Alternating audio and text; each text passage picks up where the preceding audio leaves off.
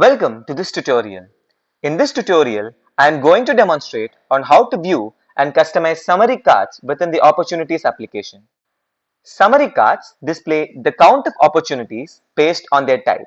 These types can be opportunity statuses and product types. The user can add or remove summary cards by clicking on the settings button and selecting or deselecting the required summary cards and clicking the save button.